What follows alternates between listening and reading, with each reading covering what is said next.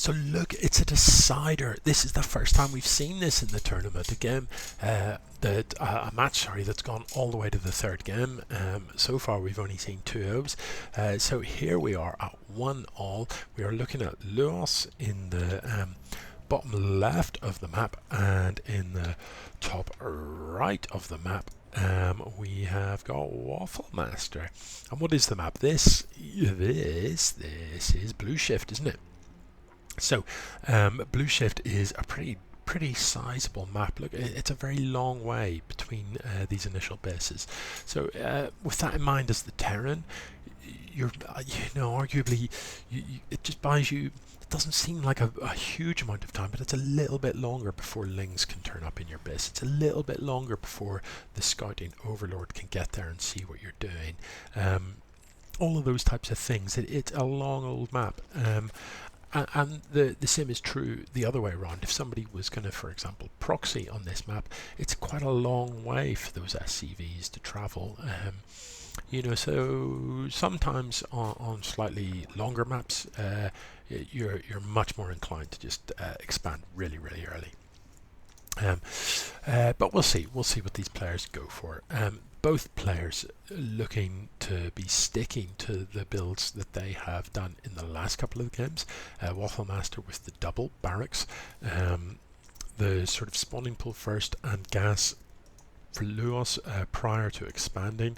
He is going to expand by the looks of it. This hatchery is going to cost him 5 minerals more than it should. I don't like it.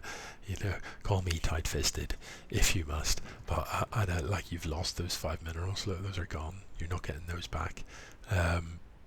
It'd be kind of cool that if you build a hatchery with a worker that was holding some minerals, that when the hatchery finished up, it absorbed the minerals somehow and you got your 5 minerals back, but that's not what happens.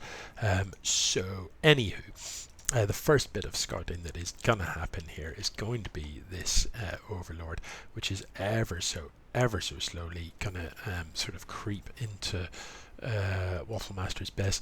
These lings, I say that though, these lings, look, what are these guys doing? This is excellent stuff from Louos. What he's doing is he's looking for the proxy.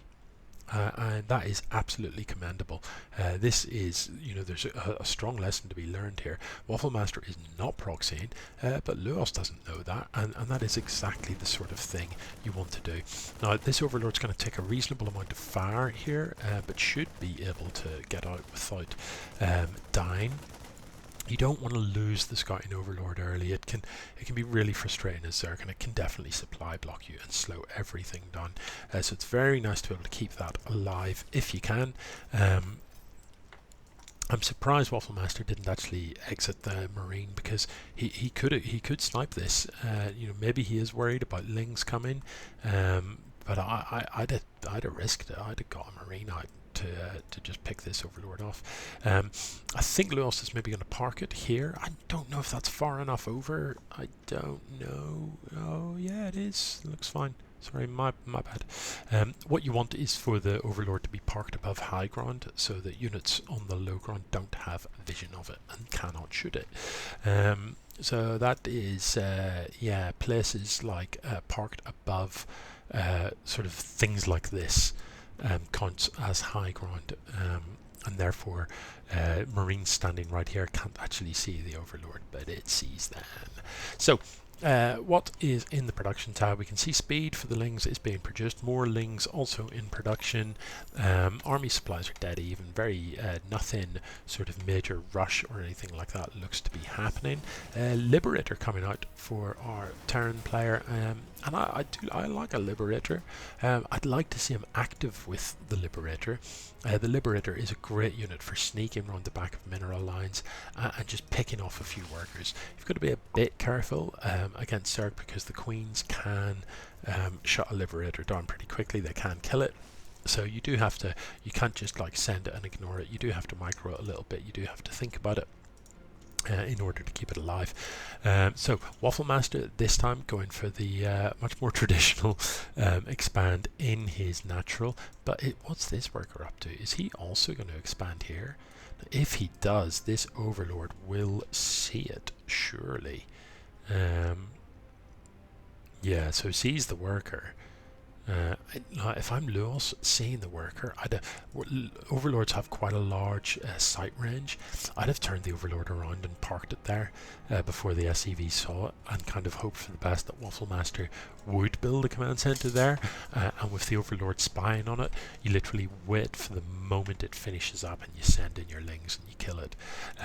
Wait for it to finish so that it can't be cancelled, so that that money is definitely lost. Alternatively, have a handful of Benlings ready to go and hope for the best he transfers some workers to it and roll in the Benlings and smash the workers. But there isn't an expand being built there. What there is a command center being built in the natural. Again, Louos' scouting is commendable. We can see this Overlord is heading down into the corner here, which based on recent form would be a likely place for Ninja Expand from WaffleMaster. I'd like to see one of these head up to the top left into the bargain, just in case. There's a nice range of tech coming from WaffleMaster. We've got siege tanks coming out. We've got these Hellbats. And this Liberator set up in a defensive position.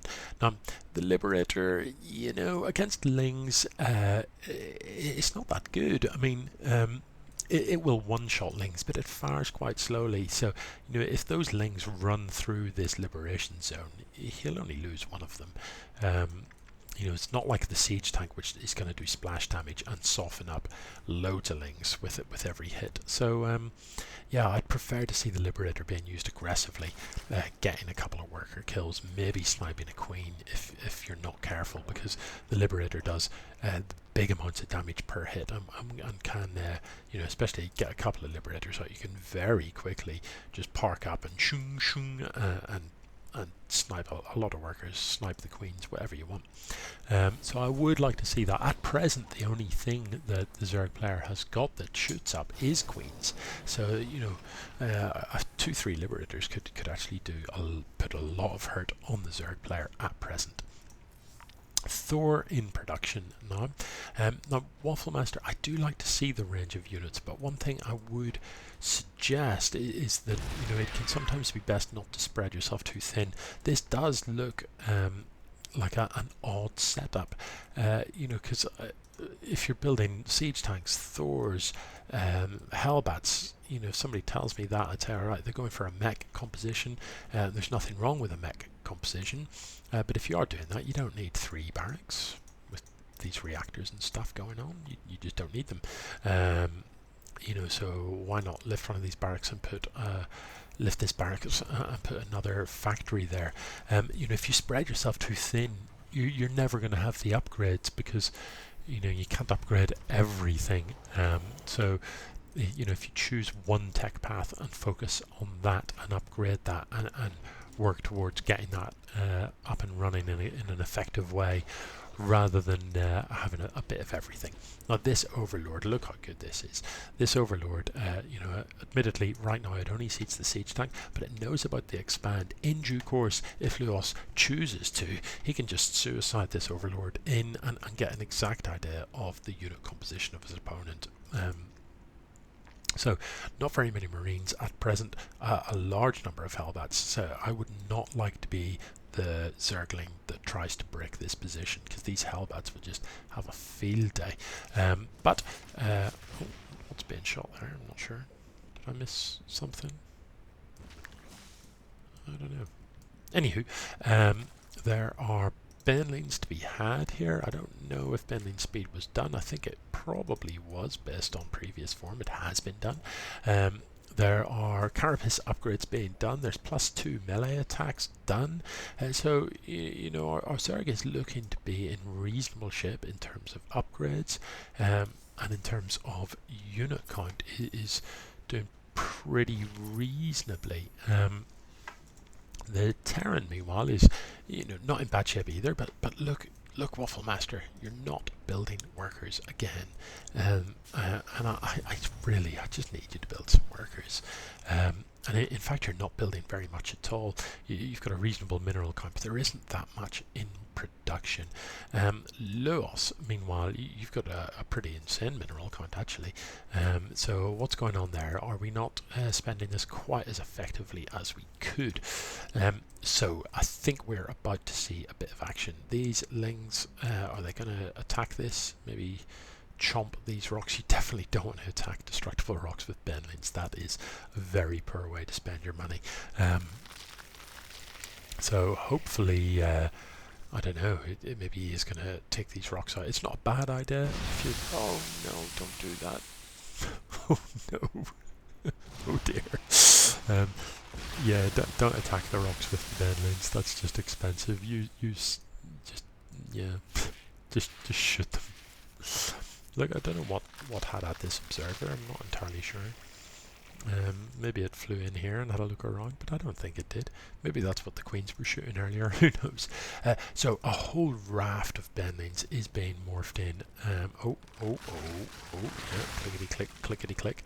That's good for the APM. And we'll see what he's going to do with this. So the mutas here are going to help out a great deal, sniping down that siege tank straight away.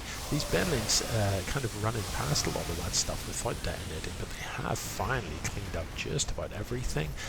The bunker, they leave the bunker alive, but it's so close to dead, it doesn't matter. These mutas now have nothing to contest them whatsoever, do they? Oh, they do, a battle cruiser and a handful of marines. With the medevac, these marines are actually pretty tough. We need to pull some workers to repair this battle cruiser.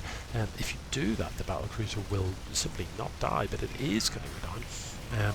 The marines finally falling, so where there's 9 supply, it's wrapped up in a siege tank that doesn't shoot up, and units that are in production, and unfortunately I think that's going to be game. I don't see that there's anything else that is coming out for WaffleMaster that's going to be able to deal with this. A Thor in production would be a good idea. Thors do splash damage in the air and can properly shred packs of mutas, but I don't think that it's going to work at this stage. Louos is just too up in the base. The marines that are coming out are going to come out one at a time and just get sniped one at a time, and it is indeed GG. So in the end, 2-1 to Louos, but yeah, some interesting games there. GG.